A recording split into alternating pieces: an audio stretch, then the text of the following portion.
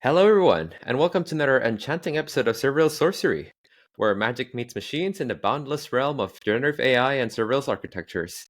I'm your host, Rinaldi, here to guide you through the captivating crossroads of creativity and code. What's our aim?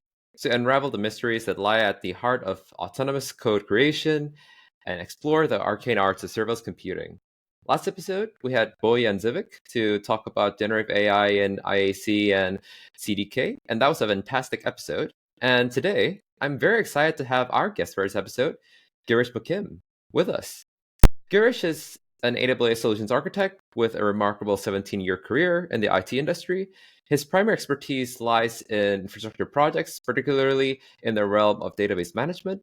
He specializes in assisting clients with cloud transformation, including migrations from on-premises systems to the AWS cloud and cloud-native development using microservices. He's also deeply involved in crafting cloud adoption strategies, designing target architectures, and ensuring cost effectiveness. Girish collaborates with AWS through the Migration Acceleration Program to provide clients with efficient migration solutions. He is actively engaged within the AWS community and is a distinguished participant in the AWS Community Builders Program.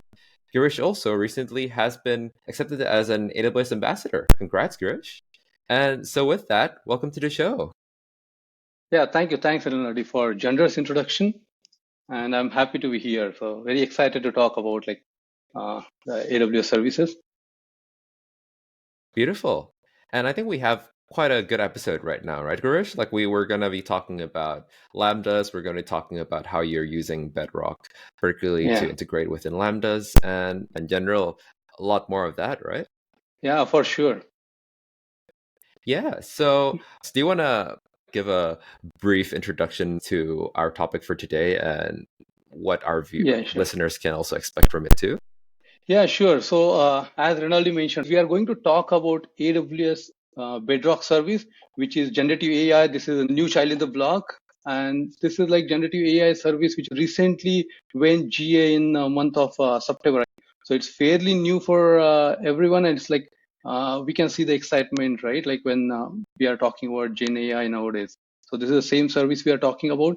And we also will get deep into like integration with other like a developer service which we use for function as a service, which is Lambda. We talk bit about that, and we also will touch upon like advantages of using Bedrock, and that is like the topic which we want to cover today. So from your use cases currently, what are the unique capabilities so far that Bedrock models has been bringing into surveillance architectures? Yeah, sure. Nice questions to start with, Rinaldi. So first of all, let me just brief about like Amazon Bedrock, right? Because as I say, like it is a fairly new service. So I just want to take a couple of minutes just to brief about that. So Amazon Bedrock is a fully managed service which offers foundational model. If you have used any of the managed services from Amazon or AWS, it is like giving that seamless experience for the users. Like one is for provisioning service as well as for using service in your code or your applications. It is a fully managed service for FM's foundational model, and there are few service providers or FM providers, which is like AI 21 Labs, Entropic, Cohere, Stability AI, and Amazon itself.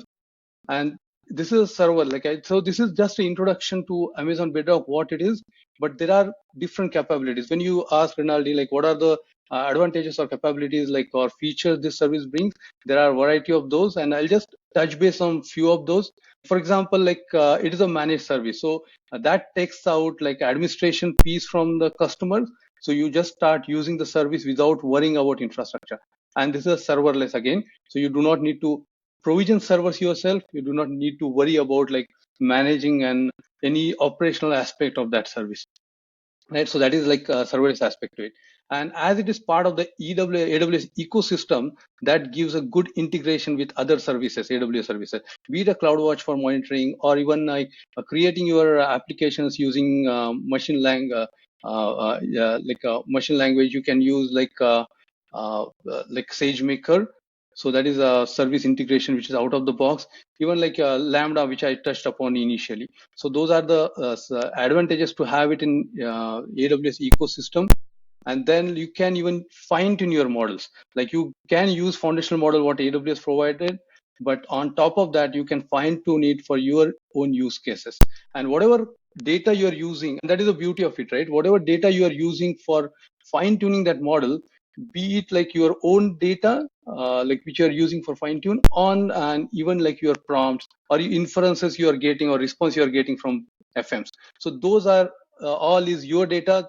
No way that AWS is going to use that for training their base model. AWS is very vocal about that. So whatever data you're using, that's your own data for fine tuning, and that's not being used by third parties who are presenting this AI models, or not even by AWS.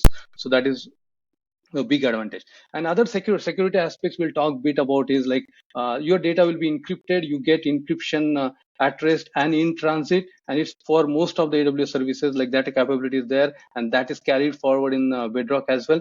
And you get VPC endpoints. Like it's getting into big deeper into like a implementation, but you can use definitely AWS private link, which gives you using VPC endpoint, so that you can keep your traffic, any components which in within your VPC accessing Bedrock, you can keep your traffic inside your account or inside your VPC instead of going through public endpoints. So that is like a few advantages, and you can think of variety of use cases. Like to answer your question in simple terms, right? There are multiple capabilities available in Bedrock, and you can just use that for variety of applications where generative AI can be a use case. Couldn't have put it better myself, Garish. Thank you so much for that. Thank you. And I feel that you brought up a lot of great points, and I feel it's really the ease of use of these foundational models. I mean, far as I remember, started with ChatGPT, right? We saw its Yeah. capabilities, we saw how easy it is to be able to utilize not only Right. its UI. We really started with just demo testing its UI on the testing environment. Then we started using its API, and then Bedrock came along, offering a Yeah. lot of foundational models that we can actually try to get insights from, which is a brilliant thing. And Right. it's a very good Yeah. thing as well that you did mention on the privacy aspect too, because it's been certainly something that has been subject to a lot of debate, particularly. And it's great that Amazon has been taking a lot of care in that and addressing a lot of the concerns about privacy head on. So ease of using service, right? I'll just give you my experience when you brought that point. And this is really a useful thing for new beginners to learn from generative AI, that you can go to management console, and as you're using any of the other services, right? Same way you can start using Bedrock. You can give your prompt, like I'm sure like many of us has tried chat GPT. So this is nothing new for us from giving prompts and getting a response right away. So that same experience you can find on management console. And it's not like only that, like you can extend that experience through APIs. Like you can build your application, and through APIs you can even get the response or inference with your prompts. And you can be very creative with the prompt, as you can with any of the generative AI models. So that both the ways you can interact with the service, and I find that is interesting for at least for new beginners who start using AI, generative AI. 100% Yeah, Garish. yeah, And yeah. it's really great that AWS does provide that playground for us to try out these particular services and actually have a feel for them before we actually start implementing them within our API. So that's a really good point. Yeah. And now let's move the conversation a bit to what you've been doing with it and your work within trying to integrate with Lambdas as well. So do you want to tell our listeners as well what you've been doing as well with Lambdas and how you're integrating right now with Bedrock too? Yeah, sure. So as I said, like I'm exploring this Bedrock service for sure, and there are multiple capabilities we talked about. And one of the capability I was told is like accessing your foundational model through a single API. When I say single API, it's literally it. Like you have an invoke model API where you can use the same API to access multiple of this foundational model. So what I'm doing for my integration with Bedrock through code is like using found like a Lambda service, which is again AWS service for function as a service. So I'm writing code in Python and invoking using single API to invoke Bedrock, and I'm trying with one of the foundational model from AI 10 lab, but similar API can be used on Stability AI, which is like image generation foundational model as part of this Bedrock ecosystem. So that is what I'm like currently doing, and that integration is really something very exciting, because like you can be creative with your prompts. You can use this for various other applications or use cases. So like learning that is pretty simple, or like you can like just use a Python code and simple code, and you can like I have put a couple of artifacts to that effect. Like I have a blog post, or I have created a video on that, and we talk a bit about that later. But I just want to tell you that that is the integration which I'm working on. I'm using Python as a runtime for my Lambda, which can be anything. If you're comfortable with any other runtime, you can use that. But I'm using Python. So essentially, like that is what I'm doing. And yeah, I can just go through the steps if that is something which add value. But as I said, like I have already put artifacts, and we can give uh, like pointers to that. So that is what I'm using, like a Lambda integration with Bedrock. Great. And you did mention as well that you've particularly been using AI 21 models right now for your experimentations. That's actually Yeah. something I've been mostly experimenting with too, because I feel like their models so far have been very good compared to a lot of the other options they're currently having. But I was also Yeah. wondering if you've tried some of the other models too. How do you find that compares with AI 21, like Claude or the Amazon Titan? Have you tried them as well? And how have you found it? Yeah, so I tried AI 21 Labs. I tried Stability AI. There are a couple of models which I tried, and like I didn't try other models to be honest. But Stability AI I did, and that is quite easy to use. Again, like as I said, like it is a single API. So I used just to generate a simple picture out of my prompt, and that was seamless as well. Like same like AI 21 Labs. So I didn't find like that difference between. I actually working on it. Like when you look into use case or start using that model more, then you will try to appreciate differences. But I don't see like based on my testing with these two models, there is any like a different approach while you are accessing or integrating this with your code. Right. And I Yeah. think the great thing is how much care and open source development there has been in regards to the Python community, particularly, I feel, within these kinds of APIs for Bedrock. So I know that one of the tools that some of the listeners might already be using as well is LangChain, for example, which is currently Right. continually being developed as well. So, what kind of tools or libraries have you been using in Python, particularly for your development? Yeah, so LangChain is a really good use case what you just brought up, right? And there is like a lot of development there. I have tried LangChain chain as well, and that is like a pretty good use case or pretty good development on like AI front. And I like when I'm working on Lambda, particularly Python. What I found, right, when I'm if you worked on Lambda, or anyone our listeners are working on Lambda with Python, we know like we need to import Boto3 library. Boto3 library help us even to create a Bedrock client as a first step, and then start integrating or start working with the API. So Boto3 library is one of the thing which you have to have yeah, like have to have used for this Python code. And what I found with Lambda in particular, if you just import Boto3 and start using it as you do for any other your Python development, that is not working in Lambda. And then you need to use or make sure that you're using the latest version of Boto3, which is not like out of the box. That's what I found.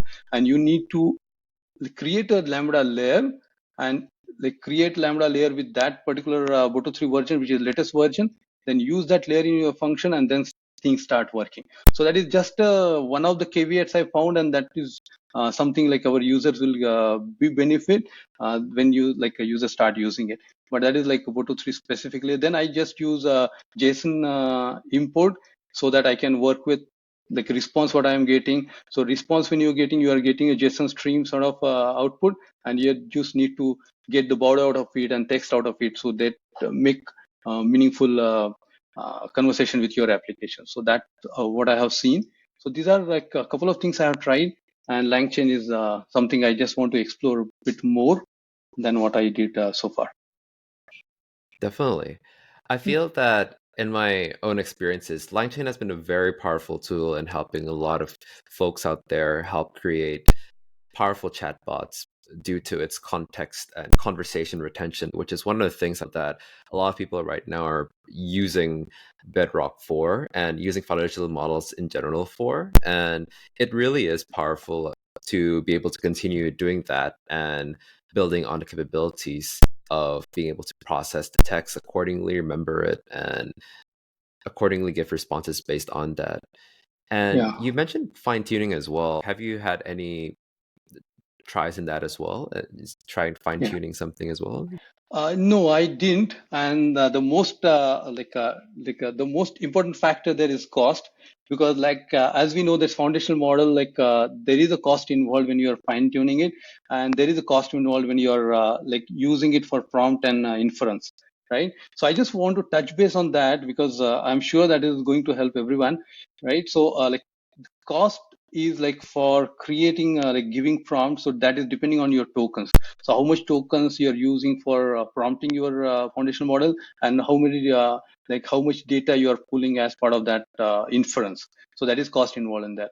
And fine tuning is like, I'm sure like it is costlier, and as I am playing in my playground, right, I don't want to incur that cost, so I never tried fine tuning so far. Definitely. And that's a great point you brought Yeah. up, Gurish. Yeah, Yeah. I personally haven't really played around with it as well because as you mentioned, cost is a big factor. And you Yeah. also have to be able to employ the provisioned uh, capacity. Right. As you touched on that, right? So there are two ways this pricing model works in Bedrock. One is like on demand, and other one is provisional throughput. So how that works is on demand is like pay as you use. So you just give prompts, you get inference, and whatever token numbers are being utilized, so AWS will charge you based on that. So that is on demand for you. And then for provisioning, if you know your use case, you know like how much throughput you're anticipating. So it is cheaper and it is better to use provision throughput. But that is when you know your application well. When you're building something from the scratch or something new, then you don't know that, right? So on demand is a way to go forward. But there are like thought behind that when AWS put this pricing. So that is a great as well. So on demand as well as provisioning. So far I used on demand for my testing, and for obvious reason, because we don't know how much usage. So pay as you go is the best way when you don't know many of the things upfront. So that is something users should be aware of. Definitely. I feel that we are still very much pioneers within generative Yeah. AI, so it definitely makes sense to go for on demand. I think in general, individuals, Right. corporations, all of them are still experimenting with this new technology and seeing where it gets them. And that's the thing as well about generative AI, right? Because oftentimes as well, it's continued iterative development to actually see what kind of prompts actually gets you where, and each generative AI LLM always behaves differently. Each foundation model behaves differently. That's always how it has been. So it Yeah. definitely takes a while to be able to find what works best for you. And that's a very Yeah. interesting thing. Now, how have you found integrating these developments with Bedrock API, for example, through Lambda into, for example, web apps? Do Yeah. you feel that it's an easy process, or do you feel it's, a bit challenging, or?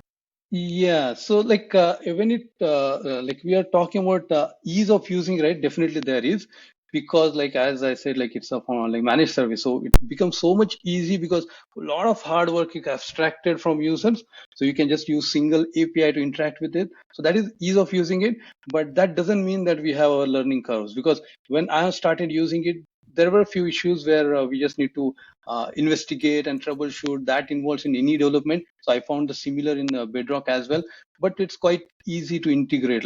When you know the nuances, like as I mentioned, like you need to have both to three latest versions. So you create a layer and attach it to Lambda. So if you know that, then it becomes so much easy. But finding that out, it takes time. So that involves learning. So definitely it's a easy development in that sense. But like for developer has to learn new way of working with this foundational model. That is for sure. And yeah, AWS is really doing very great job there. Like when this like API is like given as a single endpoint for us to reach and then use any of this foundational model. That is great way of like putting it out for the public. And the second thing I found interesting is not only invoke and get your output once, that is invoke model API, but there is an thought behind giving a streaming option. What I mean by that is there is another, like there are two sets of APIs which we can use for invoking foundational model. One is invoke model, and second one is invoke model with response streaming. So what does that mean is you give the prompt to your foundational model, and before complete output is ready, it starts streaming output to your user. For example, you working on some chatbot, right? And you want to like have your like audience or your user engaged. So instead of foundational model taking time and giving complete output, it starts streaming out the output like right at the set go. So that is a beautiful feature I found, and I have used it, and it's like works seamlessly as well. So there are few things you will uncover when you start working on it or you just start working on it for sure. Wholeheartedly agree with that, Girish. And Yeah, well, echoing your sentiment as well, one of the things why a lot of developers have been finding a bit of struggle in using Bedrock, I mean, aside from its ease of use, of course, is yeah, the fact that it's very new. As you mentioned, there's a big learning curve. There's a learning curve with everything, right? And yeah, it's it's unavoidable, even with new AWS services, with every new ways of doing things. I mean, look, when we yeah, learned about, for example, using other FMs as well to be able to use them properly through their APIs, it took us a while as well to figure that out. So it's really, yeah, I feel, the lack of documented cases that actually help us learn quickly, which is why we're doing what we're doing, right? We're trying to get the word out more to the yeah, community. We're trying to pioneer more use cases. We're trying to share more of that, and just trying to bring more of that forward for the community to be able to explore for themselves as well. And yeah, of course, it's really powerful, I feel, because we don't have to learn how to call the APIs for each particular foundational model. We yeah, already have all of them within one platform, and I think that's what really one of the biggest selling points of Bedrock. We can just call, whether it be AI 21, Claude, Titan, correct. any Yeah. model, you could just like call easily from that. Yeah, 100%. Yeah, that is what like makes it easy to use. But as you said, when you start using it, there will be like issues, there will be learning, all that has to happen because there is not much out there in the like documentation. So because people are still learning, using, working with different use cases, but it's exciting phase, right? Like because we get to learn something like new every day when you have started working with AI. So that is the beauty of it. So, moving on to our topic of security, Girish, you mentioned before that we had to be able to understand the necessary considerations for privacy, security, and it's definitely something that a lot of companies are talking about, and they're actively being wary of. A lot of companies are still trying to be careful of how they pioneer this new technology and ensure that their data, for example, is Yeah. not improperly leaked out and all that. I was wondering, how are you currently treating security within your developments, and do you have any tips as well of people developing these kinds of applications too, with considerations to security? Yeah, for sure. As much like I'm using as experimentation mode, right? In my own playground, I'm not much worried about like security at the moment. But definitely, this is a big topic or big consideration when you are putting these use cases in your business, right? So security, there are thoughts behind security for sure from AWS, and a few like I want to call out few things or double click on few things. Like for example like when you're using any of your data for like fine tuning this model, right?